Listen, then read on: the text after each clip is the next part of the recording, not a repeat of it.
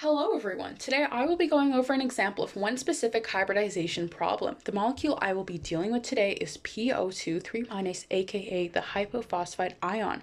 To begin the hybridization process, I will first need to find the shorthand electron configuration of this molecule. Now, why would I need to do that? So that afterwards I can draw a condensed electron diagram with the energy levels and orbitals needed in order to put together our hybridization graph at the very end. So our first step is to identify the first element in our polyatomic ion, and I will talk more about the molecule being polyatomic later. And our first element is clearly a phosphorus. So let's look at a periodic table and find phosphorus. All right, so it's a non-metal, and we can see here it's in row 3. The way we always do shorthand electron configurations is that we go back to the nearest noble gas, but to the left of the element. So we'd go this way, up sodium. Neon would be our nearest noble gas to the left.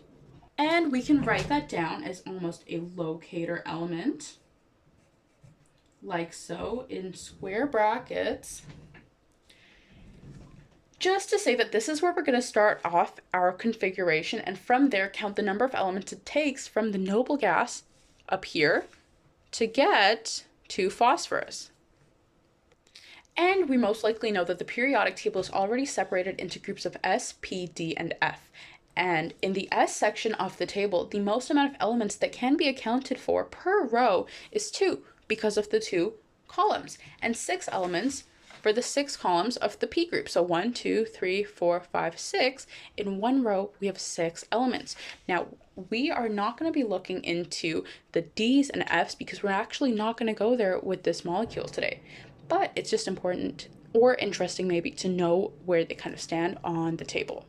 And after writing down the locator element like we did so here, we can progress through the table row by row until we reach phosphorus. And as we go through different rows, but of course here we'll only be going through one, which we'll see, we must state the row number from the top down before stating the group, which is S, P, D, or F, and then the amount of elements passed. It's really quite simple to do, so let's take a look. We have phosphorus here and neon here. We wrote down neon as our locator element, and we're going to go to row 3. We can write that down. And since we're in the S group, we'll write S. And since there are only 2 columns, we're going to put a little 2 up here. Same here as we move on. We've got P all the way here. It's in the 3rd row. And it's in the P group. But we're not going to write down 6 because there's 6 here. We're only going to write down 1, 2, 3. So this is our condensed shorthand electron configuration, and from there we can draw our condensed electron diagram. Remember, the diagram is also condensed because we are starting from neon. If we hadn't, then our shorthand config would have sounded something like 1s2, 2p2, 2p6 until we approach neon, but we're only shortening it by starting at neon. So I'm going to pause the video and just quickly draw out the layout off our graph. So here's the layout for our graph. We've got the energy levels along this side, which goes up, clearly representing an increase of energy as we move up the graph. And along the bottom, we've got our types of orbitals, which we saw before on the periodic table, but now it's in graph form. And since we've only used S and P, we can write those down and start graphing what we actually found in these orbitals. We can always write the locator element at the bottom of the graph as our shorthand starting point.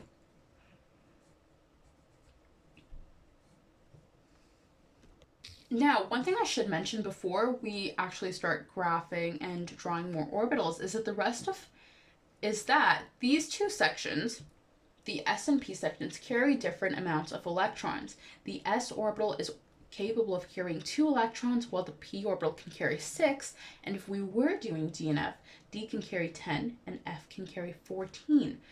But electron orbitals are drawn a bit more differently. So let me just explain that. Before I go on to explaining how many orbitals there are, I'm going to mention that electrons on an energy diagram are noted as small half arrows, and I'll explain why soon, but these electrons rest on lines that do represent the orbitals. 2 electrons can fit on 1 orbital. Take that in. So if S is capable of carrying 2 electrons, and 2 electrons can fit on one orbital. We would only have to draw one orbital because S can only carry 2 electrons, and 2 electrons fit per orbital. And same goes for P. Instead of drawing 6 orbitals, we would only draw 3 orbitals, which can fit 6 electrons. And of course, if we were doing D would have 5 orbitals, and F would have 7. And from here, we can fill up the orbitals with the amount of electrons we have, which we can take from our shorthand configuration. So down here, I'm just going to write 3s and 3p just for where we got these values from. So let's check here. We have a value of 2 up here, so we're going to draw 2 electrons. That is a full orbital. But over here, we have 3, which would make sense. It's right there. But this is where it's important to check your molecule. We have a polyatomic ion with a 3 minus on the top. And we know that this means that the molecule wants to gain electrons. So instead of just drawing 3 electrons on the graph, we'll still have them, but we have an additional step. We are also going to add 3 from the name. Like so. So we have a total of 6 electrons in the p orbitals, completely maxing it out. And again, I'm just going to draw where we got 6 electrons from. We added the 3 electrons to get us 6 electrons. Very simple. And we are done our graph. But before moving on, I want to quickly highlight the order we went through when filling out the graph. First, I followed Aufbau's principle, where the lowest energy orbitals are filled first. So we went left to right of the shorthand configuration and down to up in increasing energy order. Then we followed Hund's rule, which states that when there are multiple orbitals of energy, each orbital gets a single electron before pairing up. That's why we drew the ups first to fill out the orbitals, and then we added the second half arrow to completely fill out the orbital. And finally, we followed the Pauli exclusion principle with the half arrows. We drew these weird symbols for a reason. That reason being, when 2 electrons are placed in the same orbitals, these electrons will spin in different directions, therefore showing different up and down electrons. Okay, so we just finished drawing our condensed energy graph, and we can start the hybridization process by drawing a second graph connected to the first with hybridization labeled to an arrow to show that there is a process going on, a change really. So let's go ahead and do that.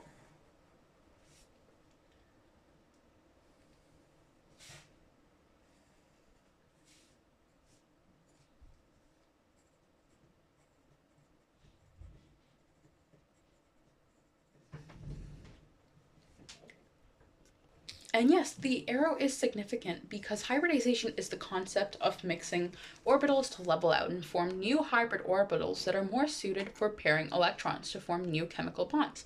And those chemical bonds will eventually be determined by our next step, drawing Lewis dot diagrams, and these bonds that we do determine from the Lewis dot diagrams will be drawn under here, will be written under here as sort of a checklist when we actually input the new information onto our graph. Now, let's move on to our Lewis dot diagram. Before we start drawing anything, we need to identify if this polyatomic ion is an octet or non-octet molecule. And essentially, let's go over this quickly. A non-octet molecule is one whose central atom is either a halogen or noble gas and typically has less than 4 surrounding atoms. And the most common example of a non-octet molecule is sulfur with halogens. But anything else, not including whatever I just said, is an octet molecule, which is exactly what we're dealing with here. Now, I have a set of rules written out to follow when we have to go through the order of dealing with a non-octet or octet molecule. Here we are. And so, since we've already determined that we are dealing with an octet molecule, we will be going through this order to begin drawing our Lewis dot diagram. So octet molecules require using a need-have method to find the amount of electrons we want to draw and bonds that we want to draw around the central atom. So to use this method, we can write down need and have and want like so.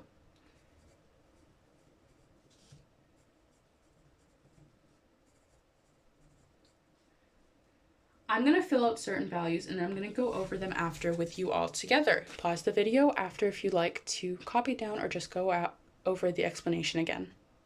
Now, as you can see, for our need value, it will be 8 plus 2 times h, which equals 24. Now, where did we get these numbers from? So let's see. The number 8 comes from both the phosphorus and oxygen because each of these elements want a full valence shell of 8 electrons. If we had a hydrogen or helium atom, then we would sub in 2 for the 8s because they do not need 8 electrons. So it's only hydrogen and helium that would need a 2. Every single other element on the periodic table would require you to put an 8 for both these positions. And the 2 that is multiplying the second 8 comes from the amount of surrounding atoms from the formula right here. Now we kind of have a setup formula to find the need value, which can also be implemented for the have value too. That way we can see that we're adding a value and we're adding it with another one times another one. So why are we writing different values for the have? Let's go over this. Instead of writing 8s, we will look at the amount of valence electron each element actually has instead of the amount of need. That's why it's called the have value or the have number. So we can see that phosphorus has a valence of 5. You can go 1, 1, 2, 3, 4, 5. And oxygen has a valence of 6. And we're just going to keep the 2 here because that represents the amount of surrounding atoms we have. And with some quick math, now we have 11 electrons. But that is not all the electrons we have. If we go back to our polyatomic ion or even our graph, we can see that we still need to add 3 electrons to our number because we have 3 in the name. So in total, we actually have 20 electrons. And simply to find the want value for an octet molecule, we subtract the have from the need and divide that value by 2. So we could go 24 minus 20 gives us 4 divided by 2. This is what we do for an octet molecule, which gives us 2. And this number is actually the total number of bonds between the elements in our Lewis dot diagram. So when we draw it out, we're going to put the P first. We have 2 surrounding elements and we have 2 bonds. So we're going to evenly place those on both sides of the phosphorus. But wait, we only have 4 electrons in our drawing now, but we have 20 electrons in total. This is where we start filling in the surrounding atoms with electrons until we have used all of our quote-unquote have electrons.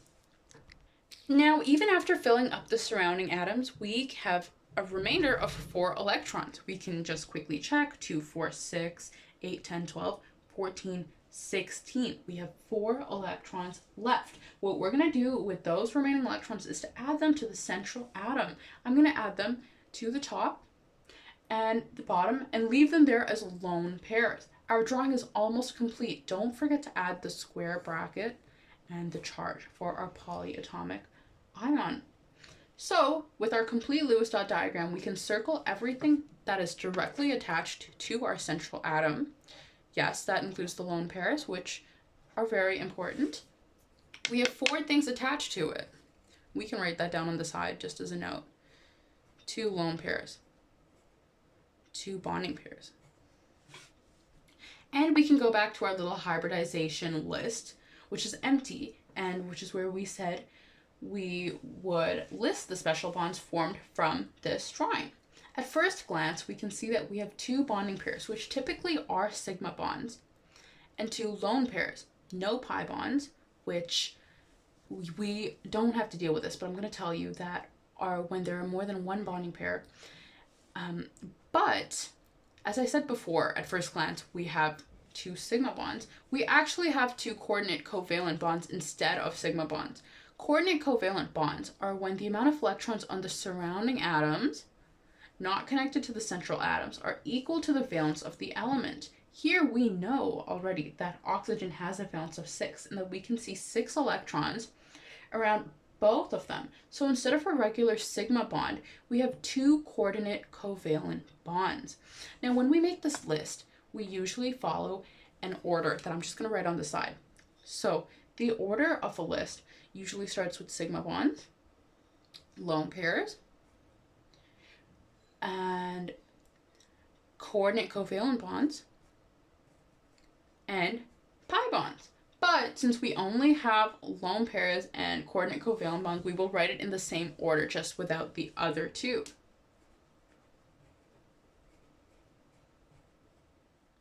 Before we start graphing the new bonds, we have to lay out our orbitals. I'm going to do that by pausing the video, and I will come back to you right after. So if you can see how I've placed the orbitals, it's in between these two actually from the first graph, and there's a reason for that. So the way I laid out the orbitals is because hybridization involves the leveling of prior orbitals. So we look at the orbitals we want to level, say take the same amount of orbitals and approximate a position between the two levels on the new graph, and of course draw 4 orbitals to prepare for filling them with electrons. And now that our graph is set up, we can begin to fill up electrons. This time, instead of following Hund's rule, we will fill up the orbitals by order of the list. If we had sigma bonds, only 1 electron would be in a hybrid orbital. And if we had pi bonds, because pi bonds don't actually hybridize, they would have their own section of the graph. But we are only dealing with lone pairs and coordinate covalent bonds. So we can see from the dot diagram, each lone pair has 2 electrons, and they're first on the list. So we can draw 2 electrons for 2 orbitals, 4 electrons in total. Right here, like so. This represents our 2 lone pairs. And for the coordinate covalent bonds, which we have 2 of, we will fill up the remaining 2 hybrid orbitals. Like so. And of course, what's any good graph without a proper name? Now let's think about what I said earlier about orbitals on an energy graph. We have 1 orbital of the s group, 3 for p, 5 for d, and 7 for f. We can quickly draw out each of the orbitals, like so. I'm just going to do it along the side. So for s, we have 1,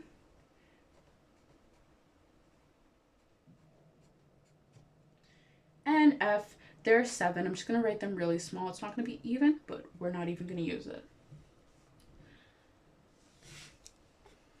So clearly in our hybridization graph, we used 4 orbitals. So we can check them off like so. 1 orbital, 2 orbital, 3 orbital, 4 orbital. Depending on whether you have more or less, you would stop sooner or keep checking off orbitals in the same direction and the same order. And to actually name it, the first value of the name will be the first number from the highest energy orbital of the previous graph. So let's go back to the last graph. This is our highest energy level, and we have a 3 here. So the name of this one will actually start with a 3. And then from our little drawing on the side, we can see that we've used up all the s's. So we can write s, but there's only 1 s, so it's unnecessary to write the 1. And we can see that we used 3 p's in total. So we can't just write no p's, because I think most of us would assume that there's only 1 p.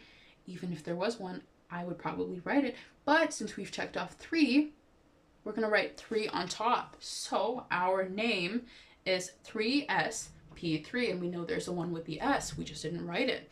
And here we have the complete hybridization of PO2 3-.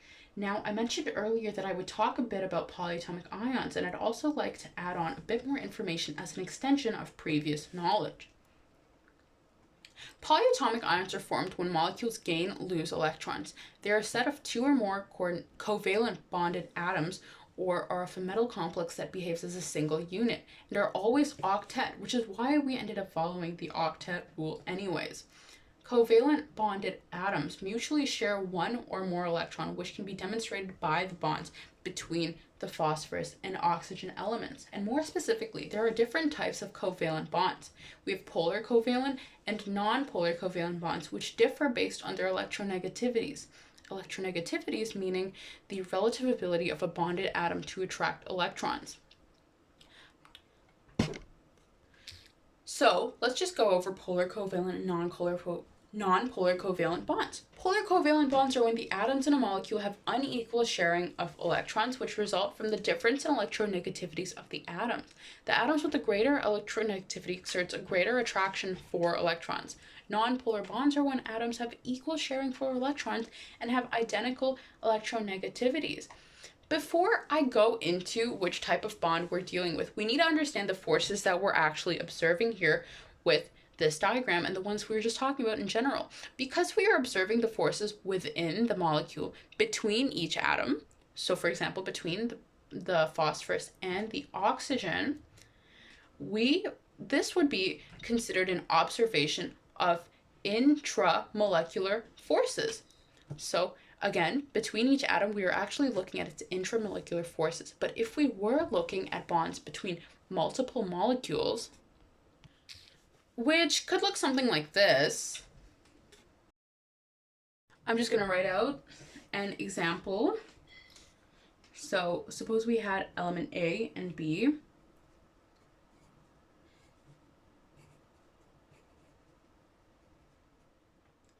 So you could draw an intermolecular force like this line. Let me just put that in a different color so you can see that clearer. So this is intermolecular. And this bond between A and B is intramolecular, which is what we're going to focus on for a bit. So looking back at our diagram, we have two lone pairs. Great. Now, what does that do to our molecule? What does that mean in terms of electronegativity? This means that, lone pairs actually change the shape of the molecule when drawn out like this. I'm actually going to draw, I think, the proper Vesper drawing for it. So it would look something like this. We know that it has four things and it has two lone pairs. So that means the shape would be bent. This is just to visualize things. So again, here we have a bent shape with the lone pairs pushing down on the other bonds. I can actually draw it this way so you can see the effect of the lone pairs.